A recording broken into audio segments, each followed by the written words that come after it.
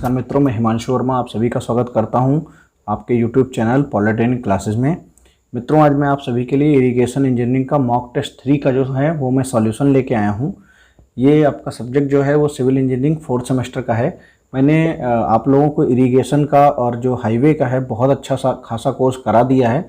फिर भी मैं एक रिवीजन के टाइप में और आपको ज़्यादा से ज़्यादा अलग अलग प्रकार के क्वेश्चन प्रोवाइड करने की कोशिश कर रहा हूं, जिससे जो है मैक्सिमम से मैक्सिमम जो है क्वेश्चन कहीं से भी आए वो आपका हो जाए।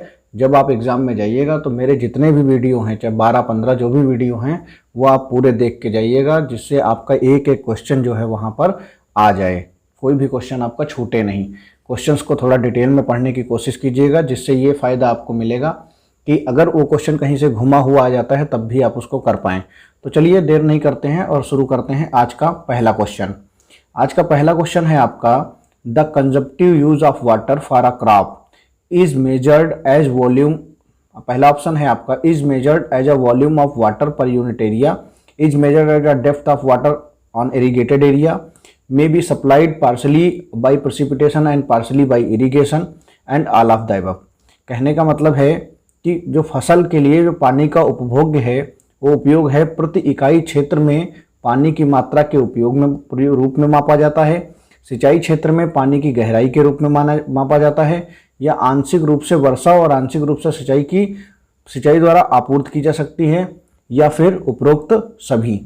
ठीक है, तो इसमें क्या है जो आपसे पूछा गया, consumptive use of water for a crop, चाहे इसमें कौन सी चीजें सही हैं, मेजर किस में करते हैं, वॉल्यूम में करते हैं, वॉल्यूम वाटर पर एरिया। ठीक है, डेप्थ जो है वो वाटर की मेजर करते हैं, इरिगेटेड एरिया की।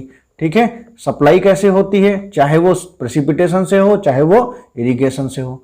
ठीक है, तो ये बात कहना चाह रहा है कि जो आप कंजप्टिव वाटर उसको प्रोवाइड कर रहे हो, जो पौधों को या जो आपकी फसलों को जो पानी चाहिए, वो पानी का उपयोग जो है किसके कैसे कैसे कर रहे हो, उसके क्या क्या चीज मायने हैं। तो प्रति इकाई क्षेत्र में पानी की मात्रा के रूप में मापा जाता है, सिंचाई क्षेत्र में पानी की गहराई के रूप में मापा जाता है। भाई ऐसे गहराई तो करोगे, एरिया में तो नहीं, कितनी गहराई में आपने क्या निकालता था, डेल्टा निकालते थे आप। डेल्टा क्या है, पानी की गहराई। ठीक है, उसके बाद आंशिक रूप से वर्षा और आंशिक रूप से सिंचाई की आपूर्ति की जा सकती, चाहे वर्षा से सिंचाई करो, चाहे जो है आप नॉर्मल जो आपके ट्यूबवेल हैं या इनसे सिंचाई करो, तो आपके ये दोनों चीजें हो गई। ओके, तो यहां तक किसी को कोई दिक्कत नहीं, तो इसका जो है वो आपका डी ऑप्शन जो है वो करेक्ट होगा। नेक्स्ट क्वेश्चन है भैया, canal taken from ice fed perennial river are known as.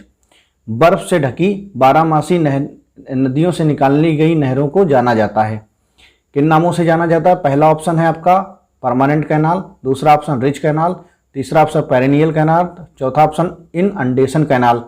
ठीक है, तो बर्फ से ढकी हुई कैनाल, स्थायी नहरें, रिज नहरें, 12मासी नहरें और बाढ़ नहरें, तो क्या कहलाएंगी ये आपका, ये कहलाएंगी आपका पेरिनियल कैनाल्स या 12मासी नहरें।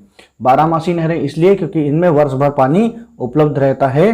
क्यों उपलब्ध रहता है, क्योंकि ये जो जहां बर्फ होती है वहां से निकलती हैं, तो बर्फ जो समर डेज में बर्फ जो है पिघलती रहती है, और बरसात के दिनों में तो बारिश होने के चक्कर में उसमें पानी रहता है। विंटर सीजन में उसका फ्लो लगातार मेंटेन रहता है, उन दिनों में भी उसमें पानी विद्यमान रहता है। ठीक है, क्योंकि जब पहाड़ों पे जो है वो धूप जो है वो बहुत सीधी पड़ती है, बहुत तीव्र पड़ती है, जिस वजह से बर्फ लगातार पिघलती रहती है। आप लोग जब पहाड़ी क्षेत्र में जाते होंगे देखा होगा, तो जो टॉप की आइस होती है, बर्फ होती है, वहाँ की स्नो होती है, वो साइन करती रहती है। नेक्स्ट है question number 3, in gravity canals FSL is always at the ground level, always below the ground level, generally 4 to 5 metre above the ground level, only few centimetre above the ground level. गुरुत्वाकर्षण नहरों में FSL है हमेशा जमीनी स्तर पर, हमेशा जमीनी स्तर से नीचे, आमतौर पर जमीनी स्तर के 4 से 5 मीटर ऊपर, जमीनी स्तर से केवल कुछ सेंटीमीटर ऊपर। तो आपका जो FSL क्या होगा, जमीनी स्तर से कुछ सेंटीमीटर ऊपर, only few centimetre above the ground level. Okay, ये आपका सही होगा। नेक्स्ट है आपका, ठीक है, ये ग्रेविटी कैनाल्स की बात कर रहे हैं। देखो ग्रेविटी कैनाल्स होती क्या है, पहले आप ये थोड़ा सा समझ लें। ग्रेविटी कैनाल्स वो होती हैं जिसमें पानी जो है वो अपना फ्लो से आराम से ऐसे ऐसे थ्रू ग्रेविटेशनल फोर्स अपने बहता रहे, उसको ग्रेविटी कैनाल बोलते हैं। ठीक है, तो इसका कुछ मीटर लेवल से ऊपर रहेगा तो आराम से पानी जो है वो फ्लो कर पाएगा। तो here the D option is the right answer. Okay, next question है भैया, if the water table is comparatively high the irrigation canal become useless due to large amount of seepage, water logging of the cultivated area, uncertain water demand या all of the above. ठीक है, तो इसका जो हिंदी में इसका version है, हिंदी में जो ऑप्शन है वो पढ़ता हूं मैं। यदि जल स्तर तुलनात्मक रूप से अधिक है तो सिंचाई नहर बेकार हो जाती है। कारण क्या कारण है, क्यों बेकार हो जाती है? क्योंकि प्रति बड़ी मात्रा में रिसाव, खेती वाले क्षेत्र में जल जमाव, अनिश्चित फसल की पानी की मांग और उपरोक्त सभी। तो इसमें मैंने विकल्प भी दे दिया है, ये आपका यहाँ पर लिखा है विकल्प आपका डी जो है आंसर वह सही है। ठीक है, उपरोक्त सभी, चाहे वो लार्ज अमाउंट ऑफ सीपेज हो, चाहे बहुत ज़्यादा सीपेज हो, चाहे वो आपका वाटर लॉगिंग एरिया हो। जैसे मान लीजिए पानी नहर में जो है वो बहुत ज़्यादा पानी है, वाटर टेबल बहुत ज़्यादा है, इरिगेशन कैनाल बिकम यूजलेस क्यों हो जाती हैं यूजलेस? जैसे जहाँ पर वाटर टेबल बहुत ज़्यादा है, मतलब वाटर टेबल मतलब जो अंडरग्राउंड वाटर है वो ज़्यादा है, तो हमें इरिगेशन कैनाल की क्यों ज़रूरत पड़ेगी भाई? अगर इरिगेशन कैनाल आप दे भी दोगे तो क्यों होगा? सीपेज होने लगेगा, वाटर लॉगिंग होने लगेगा और बहुत ज़्यादा डिमांड वाटर की जो है वो अनसर्टेनिटी हो जाएगी, है ना। तो इसमें जो है all of the above option are correct. ठीक है, नेक्स्ट क्वेश्चन है आपका, if A is the area of the surface density of water then. ठीक है, तो इसके ऑप्शन ए हैं, total pressure on the surface is E, depth of the point at which total pressure acts equal to its moment of inertia divided by। C option है, depth of center of pressure 2/3 h vertically below the surface and all of the above। यदि A सतह का क्षेत्रफल है तो पानी का घनत्व तब सतह से कुल दाब E है, उस बिंदु पर जिस बिंदु पर मतलब कार्य किस पर करेगा, उस बिंदु की गहराई जिस पर कुल दाब कार्य करता है और इसके जड़त्व के छड़ के बराबर होता है। सी ऑप्शन है, दबाव के केंद्र की गहराई सतह के नीचे लंबवत 2/3 h है, या उपरोक्त सभी। तो देखिए इसमें क्या होगा, जब आपसे पूछे कि कोई एरिया जो है वो है तो डेंसिटी ऑफ वाटर उसका क्या होगा, तो total pressure on the surface E बिल्कुल सही। Depth of the point at which total pressure acts equal to the moment of inertia divided by, ये भी सही। Depth of the centre of pressure 2/3 h पे काम करता है, वर्टिकल बिलो द सरफेस, ये भी सही। तो जब तीनों सही है तो ऑप्शन क्या होगा, all of the above. Okay, ये क्वेश्चन बहुत सिंपल था, बहुत ही आसान क्वेश्चन है, बस आपको डेंसिटी ऑफ वाटर को समझना। If A the area of the surface then density of water is. ठीक है, तो अगर क्वेश्चन आएगा तो एज इट इज ही हिसाब से ऐसे पूछा जाएगा। नेक्स्ट क्वेश्चन है भैया, ये मैंने क्वेश्चन पहले भी आपको कराया है, बड़ा डिटेल में समझाया है। अगर आप लोगों ने नहीं पढ़ा है तो पहले वाली लेक्चर देखिए जाके, आपको जब इसीलिए मैंने बोला कि जब आप मेरा टेस्ट देने जाएंगे, परीक्षा देने जाएंगे, तो वीडियो एक बार पहले स्टार्टिंग से देखिएगा, तो बहुत सारे क्वेश्चन होंगे जो मैं पहले करवा चुका हूँ, उनका अब रिवीजन का प्रोसेस चल रहा है। In a siphon aqueduct drainage process over the canal FSL of the canal is below the bottom of the drainage through. Drainage passes over the canal and FSL of canal is above the bottom of the drainage through. Canal passes over the drainage and HFL of the drainage is above the bottom of the canal through. Canal passes over the drainage and HFL of the drainage is below the bottom of canal. ठीक है, अब इसके हिंदी में option पढ़ते हैं। जो लोग Hindi medium के हैं, इंग्लिश वाले तो समझ भी गए होंगे जैसे मैंने पढ़ा है, क्योंकि क्वेश्चन आसान है। हिंदी वाले सुनते हैं, नहर के ऊपर से ड्रेनेज गुजरता है, ड्रेन नाला गुजरता है, और FSL नहर का तल नीचे है। ठीक है, नेक्स्ट बी ऑप्शन है, नहर के ऊपर से ड्रेनेज गुजरता है और FSL जो है नहर के तल जो है वो नीचे से ऊपर है। नहर के जल निकासी जो है वो ऊपर से होती है, HFL जो है जल निकास के ऊपर है, और नहर जल की निकासी ऊपर से गुजरती है तथा HFL जो है वो जल निकासी नीचे से है। तो इसमें जो आपका सही आंसर होगा वो आपका आंसर होगा आपका canal passes over the drainage. Canal जो है, जो नहर है, वो क्या करेगी, ऊपर से पास होगी, मतलब ये कैनाल पास हो रही है, ये सी है भैया, और ड्रेन जो है आपका वो ऐसे पास होगा। ड्रेन देखो दिख नहीं रहा है मुझे, नीचे से जो पास होगी दिखेगी थोड़ा, तो ये है आपका ड्रेन और ये है आपकी कैनाल। ठीक है, तो canal passes over the drainage.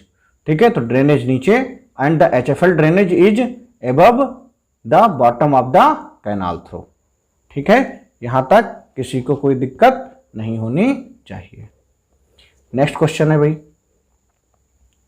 If the height of hydraulic gradient, if the height of hydraulic gradient line above the floor of the thickness T is and h the specific gravity of material of the floor G, the minimum thickness T of the floor downstream of the crest wall is given by the equation। यदि मोटाई T के तल के ऊपर hydraulic gradient की line की ऊंचाई है h और विशिष्ट फर्श की जो गुरुत्व है वो G है, फर्श की मोटाई T है, तो नीचे की ओर शिखा दीवार की इक्वेशन क्या होगी। ठीक है, तो आपसे ये आपसे क्रेस्ट वाल की इक्वेशन पूछी हुई है। क्रेस्ट वाल क्या होती है, जो आपका पानी को जो है वो ऊपर टॉप से किसी भी बैराज के ऊपर से उसको रोकती है, और क्रेस्ट वाल इसीलिए हम उसका निर्माण करते हैं। तो उसकी थिकनेस पूछी गई है कि क्रेस्ट वाल की इक्वेशन क्या होगी, तो आपको वो बतानी है। तो इसका पहला ऑप्शन है T बराबर H+1 अपॉन G+T, T बराबर H-1 अपॉन G+T, T बराबर H-1 अपॉन G-T और T बराबर H+1 अपॉन G। तो इसमें आपका जो सबसे बड़ा सिंपल सा इसका फार्मूला है, फार्मूला कौन सा है इसका, तो इसमें मैं बताता हूँ। फार्मूला लगता है T thickness equal to H minus, ये इक्वल टू लगा दीजिए, -1, उसके बाद अपॉन G-T, ये इसका फार्मूला है। तो देख लीजिए यहाँ पर सी ऑप्शन जो है वो आपका करेक्ट आंसर है। सी ऑप्शन आपके क्या है, ये आपका करेक्ट आंसर है। ठीक है, यहाँ तक किसी को कोई प्रॉब्लम नहीं। ओके, नेक्स्ट है to hold hydraulic jumps, to hold hydraulic jumps, hydraulic jump को, हाइड्रोलिक जो उछाल है उसको होल्ड करने बफल वाल आर प्रोवाइडेड, विक्षेपक दीवारें जो हैं वो प्रदान की जाती हैं। ठीक है, शारदा टाइप फॉल में, इंग्लिश टाइप फॉल में, मॉन्टेक फॉल में, वर्टिकल टाइप फॉल में। इसकी हिंदी इंग्लिश लगभग सेम है, तो आप एक ही भाषा में उसको अंग्रेजी में समझ लीजिए। तो इसमें आपका वर्टिकल टाइप फॉल में जो है वो आपके जो हाइड्रोलिक जंप है उसको रोकने के लिए बफल वाल का निर्माण किया जाता है। बफल वाल को बोलते हैं विक्षेपक दीवार या बफल वाल ही आप कह सकते हैं। Pick up the correct sequence of the part of canal system from the following, headwork, headwork, फिर डिस्ट्रीब्यूटरी, फिर ब्रांच, फिर कैनाल, फिर minor. Headwork main canal, branch canal, distributary और फिर minor. Headwork main canal, branch canal, minor, फिर distributary. Headwork, branch, canal, main canal, distributary, minor. तो इसमें आपका कौन सा सही होगा, प्रमुख कार्य, वितरण, शाखा, नहर, फिर माइनर मतलब मामूली जो नहर होती है, छोटी नहर होती है। प्रमुख कार्य, मुख्य नहर, शाखा नहर, वितरण और मामूली। उसके बाद आपका प्रमुख कार्य, मुख्य नहर, शाखा नहर, लघु, वितरण, प्रमुख कार्य, शाखा नहर, मुख्य नहर, वितरिका और लघु।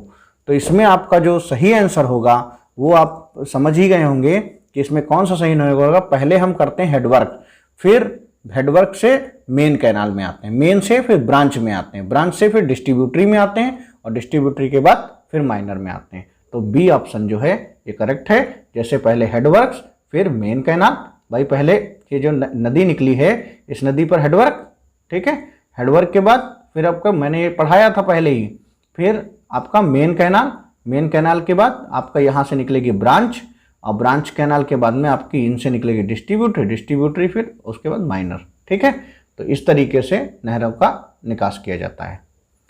Next question, the field capacity of soil depends upon, the field capacity of the soil depends upon capillary tension in the soil, porosity of the soil both A and B, neither A and nor B. मिट्टी की क्षेत्र की क्षमता निर्भर करती है मिट्टी के केशिका का तनाव में, मिट्टी की संरंध्रता में, दोनों ए और बी, ना तो ए ना तो बी। तो आपका जो इसका सही आंसर होगा वो क्या होगा, बोथ ए एंड बी, क्योंकि जो फील्ड कैपेसिटी है वो डिपेंड किस पे करती है, कैपिलरी टेंशन पर, पृष्ठ तनाव पर या केशिका तनाव पर, सॉरी केशिका तनाव बोलिएगा, पृष्ठ तनाव नहीं, पृष्ठ तनाव बोले तो सरफेस टेंशन, यहाँ पर केशिका तनाव बोलिएगा, और पोरोसिटी ऑफ सॉइल पर, ठीक है, मिट्टी की संरंध्रता पर। तो इसलिए दोनों पर निर्भर करती है, इसलिए both A and B is the right answer. The water face of the guide bank is protected by 1 man stone pitching, 2 man stone pitching, 3 man stone pitching, 4 man stone pitching. तो देखिए पिचिंग क्या होती है, जब हम कोई किनारा बनाते हैं, कोई भी नदी का नहर का किनारा बनाते हैं भैया, तो उनका कटान ना हो इसलिए उसमें पत्थर को हम तार से बांध देते हैं या इसके बीच में मसाला भर देते हैं, तो इनको बोलते हैं स्टोन पिचिंग, ठीक है। इतने इस तरीके से आपने देखा होगा पहाड़ी क्षेत्र में, नैनीताल, हरिद्वार, इन सब जगह जाते होगे तो देखा होगा पत्थरों को तारों से बांध के ऐसे ऐसे साइड में रख दिया जाता है, जिससे मिट्टी का कटान ना हो या ऊपर से लैंड सब्सिडेंस ना करे, ठीक है। तो इसमें जो आपका होगा वो क्या होगा, 1 man stone pitching guide bank पर, ओके। गाइड बैंक मतलब किनारा, जो नदी का किनारा होता है जिसका शेप कैसा होता है, कुछ इस तरीके से, ठीक है। ये पोर्शन पक्का बनाया जाता है जब नदी से हमें कोई डिस्ट्रीब्यूटरी निकालनी होती है तब, या ब्रांच कैनाल निकालनी होती है तब, ओके। नेक्स्ट क्वेश्चन है भैया, pick up the correct statement from the following, escape are essential. Escape canals की बात यहाँ कर रहा है तो ध्यान रखिएगा, escape are essential safety valve in the canal system, the escape must lead the surplus water to the natural drainage, the escape are aligned to take the advantage of contour of lower values. D option है आपका all of the above. तो आपका यहाँ जो सही answer होगा वो क्या होगा, all of the above is the right answer. Next question है आपका 13th question, for a unique drainage, for a unique design of a canal by the Kennedy theory, it's width must be only be known, its depth must only be known, its width and depth ratio must only be known, and all of the above। Kennedy सिद्धांत के अनुसार, Kennedy सिद्धांत द्वारा एक channel के एक अद्वितीय design के लिए या यूनिक डिजाइन के लिए इसकी चौड़ाई ज्ञात होनी चाहिए, इसकी गहराई ज्ञात होनी चाहिए, इसकी चौड़ाई और गहराई के अनुपात केवल ज्ञात होने चाहिए, उपरोक्त सभी। तो आपका इसमें जो सही आंसर होगा वो क्या होगा, इसकी चौड़ाई और गहराई के अनुपात केवल ज्ञात होने चाहिए, मतलब it's width and depth ratio must be only known, ठीक है। ये का सही आंसर होगा सी। नेक्स्ट है 14th question, the structure constructed to allow drainage water to flow under pressure through an inverted siphon below a canal is called. आपको structure constructed through allow a drainage water, मतलब drainage water को allow करें to flow the under pressure through a inverted siphon below a canal, किसी canal के नीचे जो है वो ड्रेन जो है वो निकल जाए तो उसको क्या बोलेंगे, साइफन बोलेंगे, सुपर पासेज बोलेंगे, सुपर एक्विडक्ट बोलेंगे या साइफन एक्विडक्ट बोलेंगे, ठीक है। तो इसको आप क्या बोलिएगा, इसको बोलेंगे भैया साइफन एक्विडक्ट। क्या बोलेंगे, साइफन एक्विडक्ट, ठीक है। इसको हिंदी में भी पढ़ देते हैं, एक उल्टे साइफन, उल्टे के माध्यम से जल निकासी पानी के दबाव में बहने देने के लिए निर्मित संरचना जो नहर के नीचे जो साइफन कहलाता है वो क्या कहलाता है, साइफोन कहलाता है, सुपर पासेज कहलाता है, सुपर एक्वाडक्ट कहलाता है या साइफन एक्वाडक्ट कहलाता है, तो वो कहलाता है साइफन एक्वाडक्ट। नेक्स्ट क्वेश्चन है आपका 15वां क्वेश्चन 15th question, the main cause of silting up a canal, non regime section, inadequate slope, defective head regulator and all of the above. Channel में गाद भरने का मुख्य कारण है, गाद मतलब सिल्ट है ना, मिट्टी, उसका भरने का मुख्य कारण है गैर शासन अनुभाग, ठीक है, नॉन रिजिम सेक्शन, अपर्याप्त ढलान, दोषपूर्ण श्रेणियामक या फिर उपरोक्त सभी। तो आपका इसका आप जान ही गए होंगे इसका आंसर, ये सारी चीजें होती हैं। तो इस जब सारी चीजें होती हैं तो फिर आपको ये पता लग गया होगा कि इसका आंसर होगा डी, चाहे वो नॉन रिजिम सेक्शन हो, चाहे इनएडिक्वेट स्लोप हो, चाहे आपका डिफेक्टिव हेड रेगुलेटर हो। अब हेड रेगुलेटर गड़बड़ होगा तो सिल्ट रुक जाएगी, अगर हमका आपको ढाल नहीं सही दिए हो तब भी सिल्ट रुक जाएगी, अगर आपका रिज्यूम में नहीं है तब भी सिल्ट रुक जाएगी। ठीक है, नेक्स्ट है आपका pickup the correct statement from the following. तो क्वेश्चन है gravity water is harmful for crops, hygroscopic water remains attached to the soil molecules by the chemical bond, capillary moisture held in the soil pores against the gravity by the surface tension is utilized by plants and all of the above। गुरुत्वाकर्षण पानी फसलों के लिए हानिकारक है और hygroscopic पानी रासायनिक बंधन द्वारा मिट्टी के अणुओं से जुड़ा रहता है। सतह द्वारा गुरुत्वाकर्षण के खिलाफ मिट्टी के छिद्रों में रखी केशिकी के तनाव द्वारा उपयोग किया जाता है और उपरोक्त सभी। ठीक है, तो इसमें जो आपका सही आंसर होगा वो क्या होगा, सी ऑप्शन जो है वो करेक्ट होगा। The capillary moisture held in a soil pores against the gravity by the surface tension is utilised by plant. मतलब जो सरफेस टेंशन है उसका जो पौधे जब केशिकात्व वाला जो पानी ऊपर को आता है कैपिलरी एक्शन से, उसी को पौधे जो है वो यूज करते हैं, उसके मॉइस्चर को यूज करते हैं। ठीक है, तो ये करेक्ट स्टेटमेंट है। Hygroscopic water remains attached to the soil molecule chemical bond, ये नहीं है। ठीक है, ये हमेशा नहीं बना रहता है, इसको हम मूव कर सकते हैं, हटा सकते हैं। गुरुत्वाकर्षण से फसलों को कोई खराबी नहीं होती, अन्यथा हम सिंचाई ही नहीं करते। नेक्स्ट है a river training work is generally required when the river is meandering, aggrading, degrading या all of the above. Aggrading का मतलब बढ़ रही है, डिग्रेडिंग मतलब गिर रही है, घट रही है, and all of the above. तो कब करते हैं ये, तो ये जो काम करेंगे वो मिएंडरिंग में करेंगे रिवर ट्रेनिंग वर्क्स। मिएंडरिंग में क्या होता है, मिएंडरिंग किसी रिवर को जब उसका स्लोप कम हो जाए और रिवर जो है इस तरीके से गति करने लगे तो उसको बोलते हैं मिएंडरिंग। नेक्स्ट है when the canal flowing under pressure a carried below a natural drainage such that FSL does not touch underside of the supporting structure, the structure so provided is called siphon, aqueduct, superpassage या siphon aqueduct। ठीक है, तो आप इसको क्या कहेंगे, इसको कहेंगे सुपर पासेज।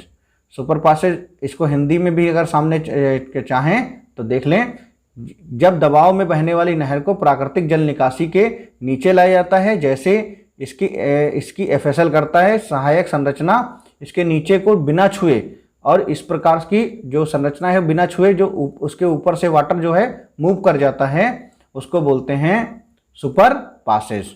ठीक है, इसका ट्रांसलेशन जो है वो सही से नहीं हो पाया है, तो आप इसको इंग्लिश वर्जन में देखिए, आप समझ जाएंगे। When a canal flowing under pressure, canal जो है अंडर प्रेशर बह रही है, is carried below a natural drainage such that FSL does not touch, FSL जो है वो टच नहीं कर रहा है under side of supporting structure, the structure is जो the structure provided is called, तो उसको कहेंगे हम क्या कहेंगे, सुपर पासेज कहेंगे। क्या कहेंगे, सुपर पासेज कहेंगे।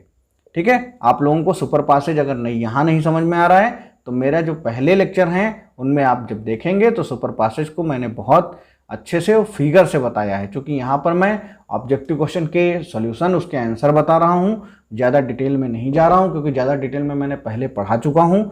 इसलिए आप लोग उन लेक्चर्स को जब आप देखेंगे तो चीज़ें को समझ जाएंगे। कभी आप ये सोचे कि सर आज पता नहीं क्यों डिटेल में नहीं बता रहे, पहले तो बताते थे, तो उसका रीज़न यही है, बार बार मैं चीज़ों को रिपीट नहीं करूँगा क्योंकि उससे आपका टाइम का नुकसान होगा। इस टाइम आपका टाइम बहुत बहुमूल्य है।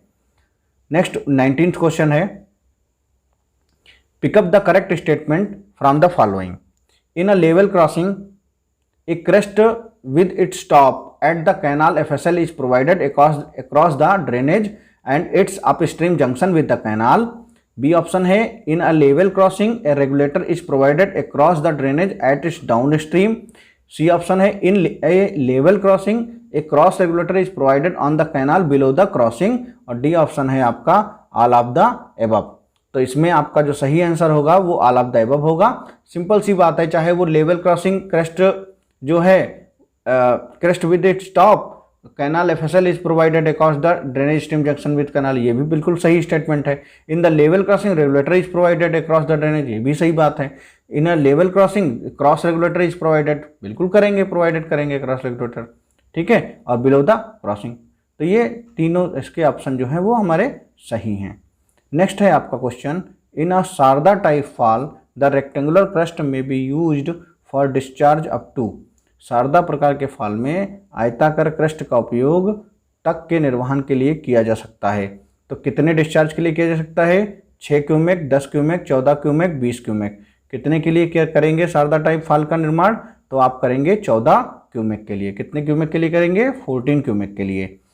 नेक्स्ट क्वेश्चन है आपका, the measure to remove the water logging of the land, A reduce percolation from the channel and the water course to increase the outflow from the groundwater reservoir.